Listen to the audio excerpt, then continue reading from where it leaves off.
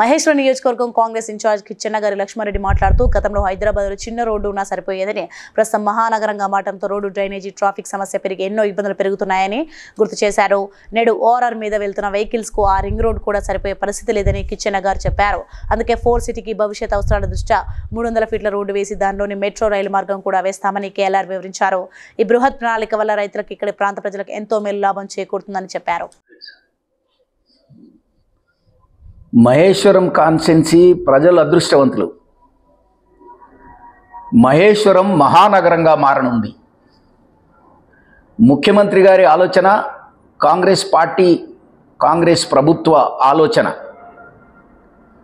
పట్టణంలో అన్ని సమస్యలే, పొల్యూషన్ సమస్య, ట్రాఫిక్ సమస్య, నీటి సమస్య, చెత్త సమస్య, అన్ని సమస్యలతో కూడుకున్న హైదరాబాద్ ఒకనాడు చాలా తక్కువ మంది ఉన్నప్పుడు చిన్న రోడ్లు సరిపోయేవి, సిటీ అందంగా ఆనందంగా ఉండేది.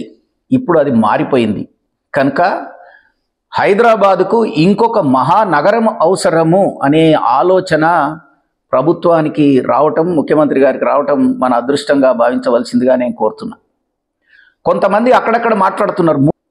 అదేవిధంగా ఈ 300 ఫీట్ల రోడ్లో పోతున్న 400 ఎకరాల భూమికి కూడా ఏదో ప్రభుత్వం ధర కాదు, అందరినీ ఒప్పించి మెప్పించే విధంగా రేటు ఉంటుంది.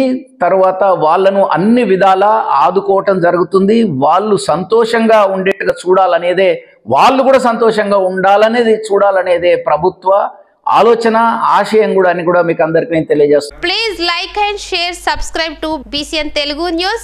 Please like, share and subscribe to BCN Telugu News.